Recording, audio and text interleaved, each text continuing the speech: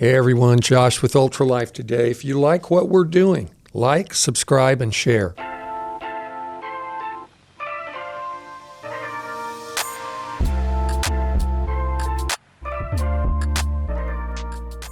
Hey everybody, welcome back to Ultralife today. Today, Josh Bellieu, Adam Payne, CEO of Ultra Botanica, is on the end. We've got Dr. Royce Bargas here, and what a great person to have in the studio with us today. I love this lady because she is pragmatic, no nonsense. She knows her stuff, and she'll give you a path forward. But we're going to talk about some subjects that may be quite controversial. The first one today we're talking about is statin drugs, and we're saying the good, the bad, and the ugly, and no one better to talk to than Dr. Royce Bargas. Welcome back to Ultra Life today. Tell us a little bit about yourself, Royce. I am a board-certified cardiologist. I am also certified in functional medicine. I was actually very conventionally trained as an electrophysiologist, which is a rhythm expert. I'm the electrician of the heart, not the plumber. So I don't put in stents and open arteries. I manage arrhythmias, pacemakers, defibrillators. I've taken a bit of a step back from electrophysiology, although it will obviously always be in my roots as it is a very extensive training. And I'm moving more into primary and secondary prevention for cardiovascular disease. And I have a full functional medicine practice as well. I have an integrative cardiology practice, and it's one of the only ones in the region. I can't even think of who might be closest to me.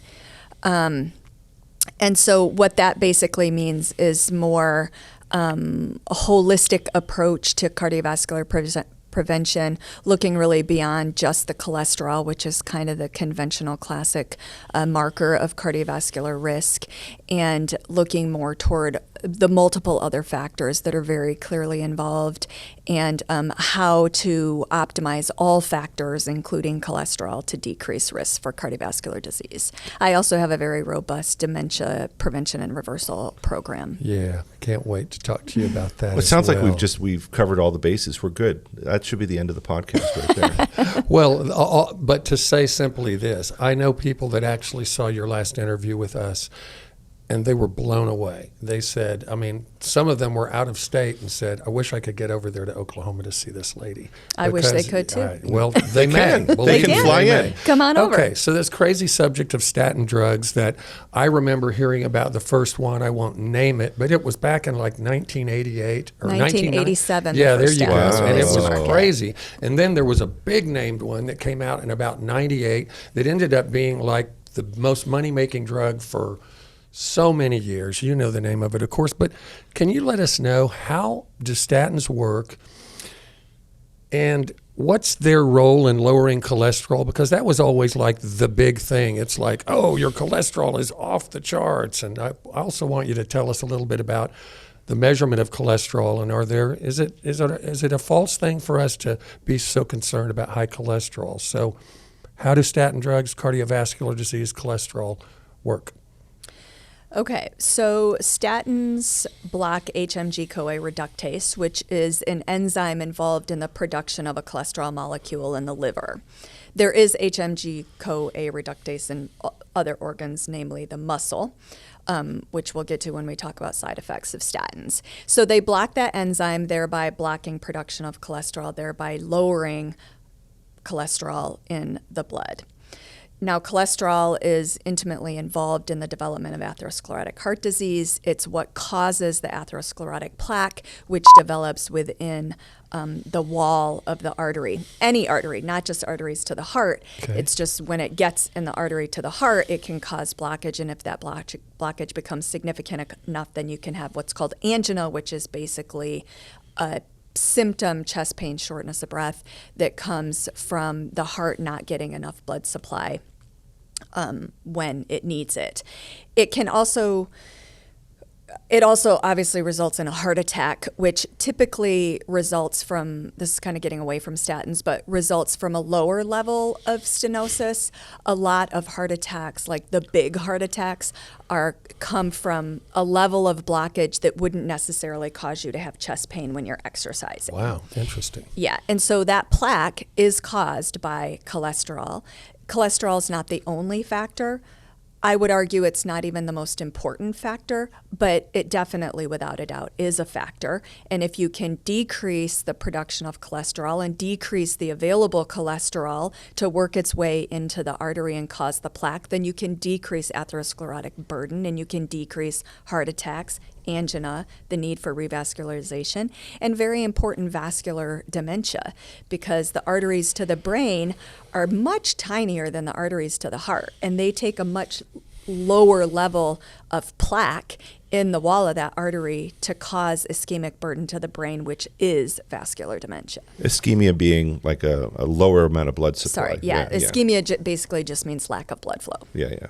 Thanks for that awesome translation. Well, I mean, Adam. It's it hard. is a medical term. Yeah, it's hard sometimes Right. as medical professionals. It's easy to use the medical term because we know Right. very specifically what that means, Yes. but it doesn't necessarily translate to everybody. I mean, truthfully, it means no oxygen gets where it needs to and cells die. So, Yeah, so, ow. when, so when statins came along, and you've been doing this for how long in this field now? Oh, wow. 22 years. Okay, so this you year. came in Wow. when statins were riding a high wave, and explain to us how they work and why you do or don't use them in your practice and what you're looking for.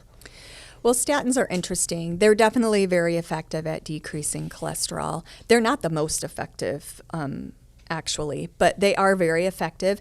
And there's tons of outcomes data for statins. So there have been over 20 large-scale, very well designed randomized control trials confirming the benefits of statin, not only for cholesterol reduction, but also for reduction of major cardiovascular events. There's a lot of controversy right now, and I'm sure we'll get into where that comes from, when it comes to cognitive decline. But there are actually legitimate studies that show that statins can decrease cognitive decline and improve Did not know that. cognitive issues, yes. And so the other interesting thing about statins is that they seem to have a relatively potent anti-inflammatory effect within the vasculature. And I think that is where acutely after you have a heart attack or a stroke or you get a stent, they can be very beneficial because of the decrease in inflammation within the artery. The cholesterol problem is a long-term problem. You develop plaque over a lifetime, and even it starts very early in life. Biopsy reports from very healthy military, active military personnel who have been killed or died in any other way. They did a large-scale study, and they did arterial biopsies on them, and they already had plaque. And you're talking about pretty young I'm talking about 18 populations to of people. 24-year-olds. Wow, okay. And so plaque development is a lifelong process, but vascular inflammation is an acute process. Well, help me out here, because I have some very close friends over the years. Their physician prescribed statin drugs to them. They began to have all kinds of horrifying muscle aches and pains and body aches and stuff, to the point, and that's the only thing that they could point to that had changed in their world. When they got off them, they went away. So how does that tie into the whole idea of anti-inflammatory? What's going on there? And is that a small subset of statin people, or is that a large amount of people that take them? Most commonly because there is a large penetrance of some statins into the muscle, because there are a lot of HMG-CoA receptors in the muscle, and so statins can have a pretty robust effect in the muscle. Myalgia, which is the medical term for my muscles hurt, Yep. is not uncommon, but it's more common to not have it. The Okay. literature is very mixed because the trials, this is a whole separate soapbox we could get on, but the data is not always correctly or super accurately reported in the trials. And there's some thought process that if you don't have muscle injury, which is myositis, like the death of a muscle cell, then you don't have a problem. And some of the trials would allow the enzyme that we measure when a muscle cell dies, it's called creatine kinase or CK. That's how, if we want to objectively identify, is a person really having muscle damage from their statin, which can occur, Okay. you check the CK. And the trials would allow the CK to be 10 times the upper limit of normal and still keep you on your statin. I would not do that. Like, I don't want you to take a statin if it causes you any side effect, because there are other ways to skin the cat. And Right, it's, yeah. Can't which wait to is, talk about that.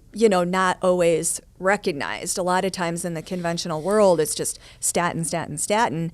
And, I would love to talk about the different kinds of statins and the dose of statins and why the whole controversy has occurred to why the whole world thinks they're awful. They're not awful.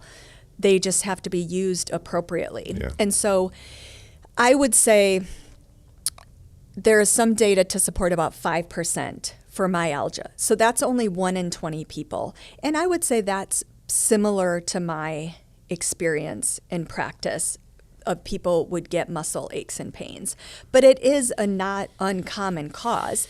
And if you're on a statin and you get muscle aches and pains and you stop your statin and it goes away, I always ask for a retrial because you never know with something else going on. Retry the statin. If it comes back, then you don't tolerate the statin, don't take it. It doesn't mean you won't tolerate all statins.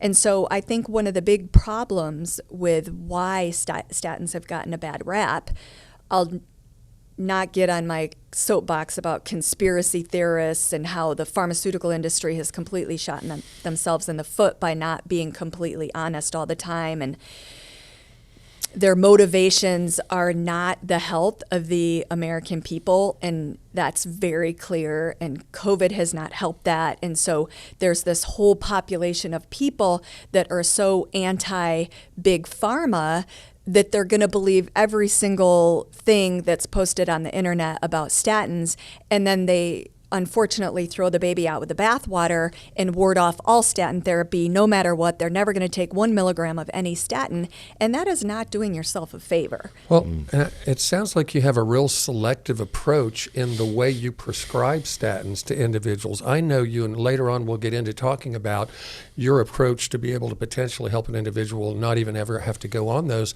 But so is it and it sounds like, how do you dial in on which statin to use with the individual? Is it just based on the feedback that you're getting, or are you utilizing certain tests to determine, hey, this statin drug is not working well, we're going to switch to this one? I didn't realize there was such a difference, and I'm picking that up from you. There's a big difference. There's a huge difference. And Okay. so part of the problem with what has given statins such a bad rap is that there were a couple very large trials using 80 milligrams of atorvastatin. And they were positive outcome trials.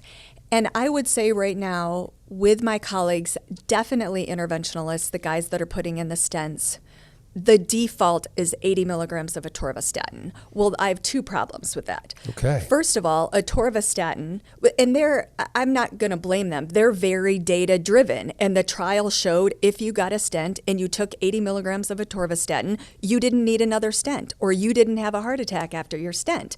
It really works. Okay. But the problem is that is, again, not personalized medicine. It's just a blanket approach. Everybody needs 80 milligrams of atorvastatin. So the 2 issues are that atorvastatin is a lipid-soluble statin. There are water-soluble and there are fat-soluble statins. And a fat-soluble statin is going to have a much higher propensity to cause problems because they very easily penetrate into muscle tissue. And concerns for me are that they saturate the brain immediately because the brain is over 90% fat. And so they get into every brain cell. And so when you're thinking about, are they going to cause cognitive issues, or are you going to have the very common muscle aches? If you use a lipid-soluble statin, you are much more likely than a water-soluble statin. So Rosuvastatin, great information. Rosuvastatin is my go-to statin. It comprises probably over 90% of any statin prescription that I write. And my colleagues would be like, well, it doesn't have the data of atorvastatin 80. And they're right, it doesn't, but I practice personalized medicine and I do what's right for my patient. It's well known to be the best tolerated statin in women, and it's very potent. And so every side effect from a statin, I'm not even going to say side effect, I'm going to say effect, because we know that drugs and supplements all have effects, and either they're the good or they're the bad. They're beneficial or they're detrimental. And every effect of a statin is dose dependent. So the more statin you use, the more likely you are going to get that effect. The great thing about rosuvastatin is that you get huge reductions in cholesterol with teeny tiny doses. And so your chance of having any sort of brain fog, cognitive issue, muscle pain, liver damage, which is also another common side effect of statins, are extremely lower from 5 milligrams, the lowest dose, or even 2.5 milligrams, half of the lowest dose of rosuvastatin, than the cannonball of 80 milligrams of atorvastatin. So you're a functional medicine doctor, and you've kind of danced around it, but if you have someone in from a functional medicine perspective, you talk about personalized medicine, how do you make, does your patient sometimes say, I'd really like to avoid My a patient always says that, pharmaceutical? Josh. Okay. But are That's there why they come to But me. are there times though that you're educating your patient to where that person that may have said, by golly, I'm never going to take a statin drug, you're saying, in this particular situation, it would be a great intervention, and then I'm going to teach you some other things along the way? How That does is that normally basically work? always my conversation. So my job is to educate my patient and to give them their options, which is very different than the conventional approach where they're told, this is your one option, do it. It's the best thing. You'd be silly not to. I don't. And I don't always use a statin either. There are other things that can be done. They are very effective, and I do use a fair amount of them, but not always. I take a lot of people off atorvastatin 80. Some of them go back on a statin, some of them don't. Some people have been given 80 milligrams of atorvastatin and don't even have high cholesterol.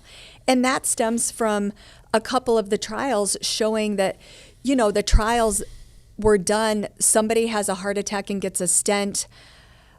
There's data not in the setting of acute heart attack, just angina, they get a stent, and the trial was you either received atorvastatin 80 or you didn't, and it didn't matter what your cholesterol is. And so there's this belief that atorvastatin 80 will be effective at preventing future events, even in the setting of normal cholesterol. And I think that comes from the very potent vascular anti-inflammatory effect of statins. So are there biomarkers other than cholesterol that you look at in your practice to determine whether someone should use a statin or not? 100%. And so I think and what cholesterol... are those? How do you do that? Sure. So like I said, cholesterol is definitely in a plaque. And I follow a couple integrative cardiologists, and I recently listened to one who will remain nameless, that I completely respect him. And he literally said, cholesterol doesn't cause plaque, which is just so naive. When you do histopathology on the plaque, it is cholesterol. And so to say cholesterol is not the problem is just naive and completely ignoring very classic data. But isn't it oxidized cholesterol that's really the problem there? It's oxidized cholesterol. Thank It's you for that teeny distinction, tiny Adam. particle numbers. It's vascular inflammation. It's sugar. Right. It's a lot. Cholesterol is not the only problem. Right. But if you want to believe component, that, right. Yeah, if you want to believe that a plaque is not made up of cholesterol, that's Right. just Yeah. naive. Okay, so So what other factors, you asked me, what other biomarkers do I use? So I look at cholesterol. Interesting, the LDL, which is classically what's used in conventional approach, because that is the marker that was used in every single clinical trial that looked at statins. That's that matters least to me when I'm thinking of all markers. And so I measure everybody's apolipoprotein B. And so this is the carrier of the LDL. And I describe it to my patients very simply. Think about your cholesterol as a traffic jam in your bloodstream. And if you're wanting to think like, how bad is this traffic jam, you want to account how many vehicles are in the traffic jam, not how many people are in all the cars, because it really matters not if there's one person in each car or if you have a bus with 100 people in it. What matters is the car or the bus.